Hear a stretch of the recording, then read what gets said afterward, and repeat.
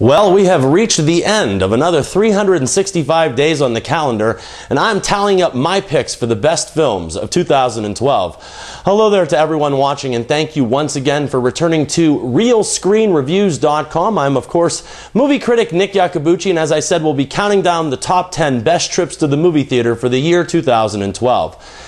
Now, I must say that 2012 has been a pretty good year for movies, and for the first time I had drastically many more good films to sort through than bad films to sort through. I'm not complaining in the least about that, and that was a welcome switch as compared to the years past. Now, before I get to my top 10 best films of the year, I'm going to give out some honorable mentions, and mind you, these are in no particular order. I have about 10 or 11 films that I thought were standout and deserved being mentioned, but there was actually about 10 better than all of these. Now, once again, these are in no particular order. The honorable mentions of 2012 are as follows. The Avengers, one of the best superhero films ever made and one of the most fun movies you could ever watch. Skyfall, one of the best James Bond films ever made, if not the best James Bond film ever made. Lincoln, Daniel Day-Lewis is mesmerizing, the story is fantastic, the movie is simply marvelous. The Secret World of Arrietty, a fantastic family film that was probably overlooked in the spring. A great story, very much reminds me of E.T. Argo, Ben Affleck's terrific thriller about the Iran hostage crisis. Wreck-It Ralph, beautifully animated, funny, a movie for all ages. What's not to like about Wreck-It Ralph? I'm gonna wreck it! End of Watch, the gritty, in-your-face crime drama with terrific acting by Jake Gyllenhaal and Michael Pena. Hope Springs, a realistic romantic comedy about realistic people, and you also get to see Meryl Streep and Tommy Lee Jones at the top of their game. Chronicle was a movie that was also released way back in the spring, and I think it was overlooked by people. It was kind of like a found footage movie about teenagers acquiring superpowers, and this movie was standout amongst all the movies of 2012. Chronicle. Sinister, one of the scariest and best horror films that I have ever seen. Tip your hat to director Scott Derrickson for hitting another home run after The Exorcism of Emily Rose. And finally, the honorable mentions end with 21 Jump Street, one of the funniest movies of the year, one of the most fun times that you could possibly have in a movie theater in 2012. All right, this brings us to the top 10 best films of 2012, and here we go. At number 10, we have Christopher Nolan's brilliant finale to the Dark Knight trilogy, The Dark Knight Rises. This movie brought together all aspects of great filmmaking, adventurous storytelling, quality acting, and one of the best cinematic stories ever to grace the silver screen. This movie is standout in almost every way, and if you would have told me back in June that this was just barely going to make the top 10, I would have thought that you were nuts. A lot of good movies came out, and I'm glad that I can still put this one in the top 10 as one of my favorite films of the year. And once again, at number 10 is Christopher Nolan's conclusion to the Batman trilogy, The Dark Knight Rises. This brings us to number 9, and my number 9 pick might give me a lot of heat from some people out there, but I really don't care. My selection as the 9th best film of 2012 is Dredd.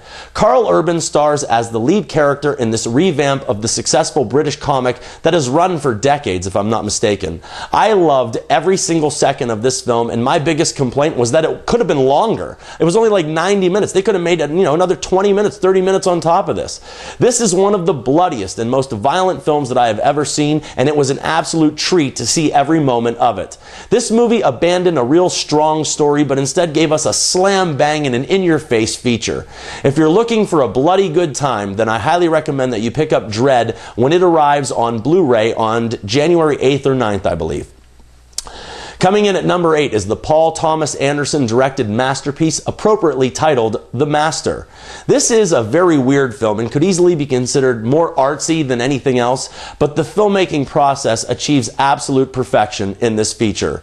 Its strongest parts are the performances of the two leads in Joaquin Phoenix and Philip Seymour Hoffman, and every nuance and meticulous aspect assembled by director Anderson is an amazing compliment to the world of cinema. These aren't the most likable of people, and they don't appear in the easiest story to watch, but once again, the only word to describe The Master is masterpiece. The number 8 best film of the year, Paul Thomas Anderson's The Master. Now, my number 7 choice for the best film of 2012 goes to a movie whose review I have yet to even post. I actually got to see an early screening of Kathryn Bigelow's brilliant drama Zero Dark 30, and this film is just brilliance personified. My review for this film will be going up shortly, but to paraphrase from that review, director Kathryn Bigelow and writer Mark Boal have more than outdone what they accomplished in The Hurt Locker. Their last outing won the Academy Awards Best Picture, but this film is twice as entertaining and 10 times as interesting.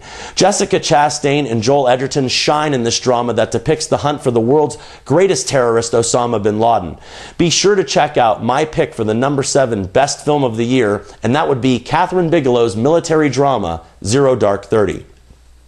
Well, bringing us to number 6, and Nick's 6th pick as 2012's best film goes to writer-director Rian Johnson and his complex, intriguing, and visually perfect Looper.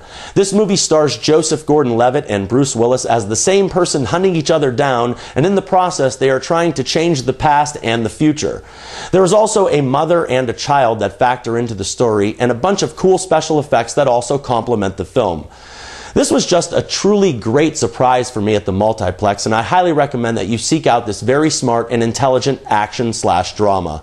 Looper is a great movie with a great ending and an all-around superb time at the theater. That is why Looper is the number 6 best movie of 2012. Well, we're now at the halfway point, and coming in at number 5 is a movie that I think I gave 3 or 3.5 stars out of 4, but if I had it to do all over again, I would give it 4 stars out of 4. The movie is People Like Us. This is a warm and wonderful drama that comes to us from first-time filmmaker Alex Kurtzman.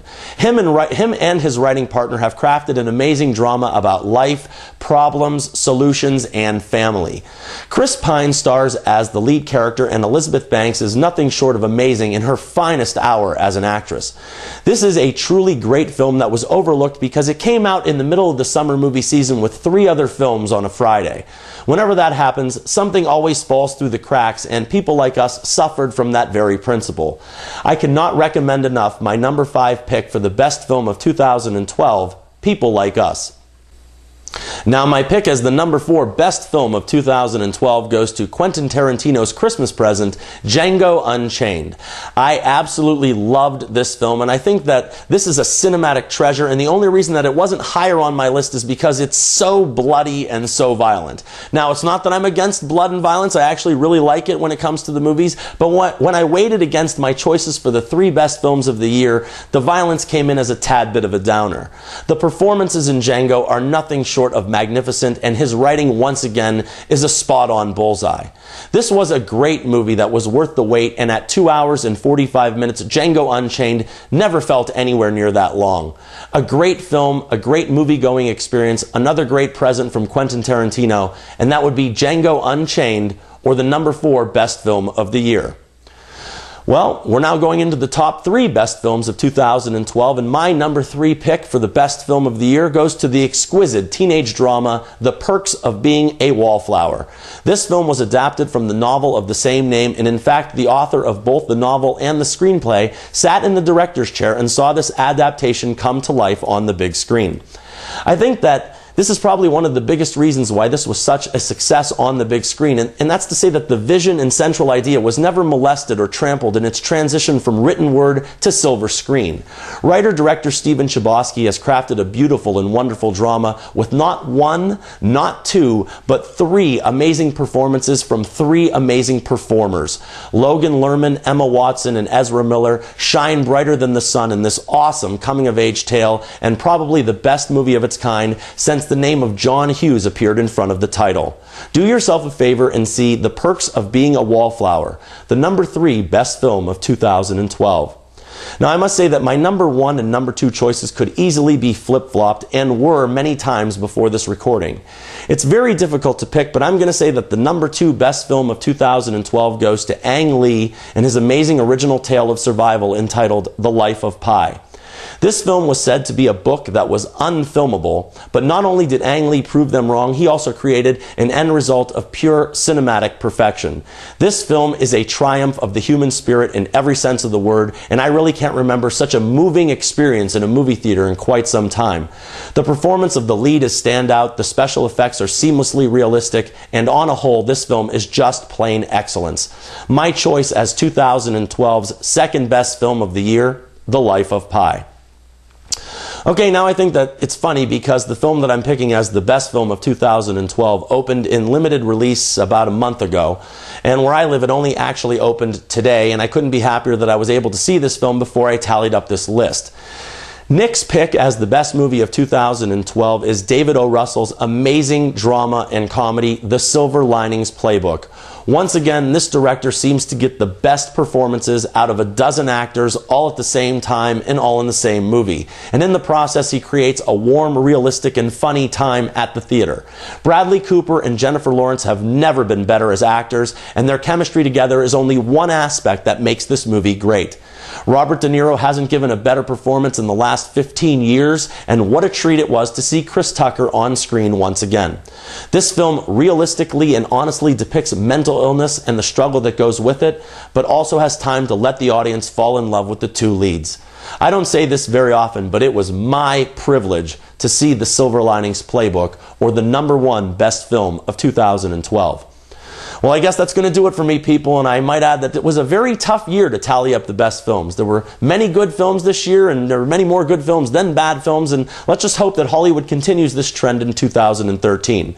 As always, I welcome any comments below letting me know that you agree with me, or letting me know that you disagree with me, or just letting me know what your thoughts are in general.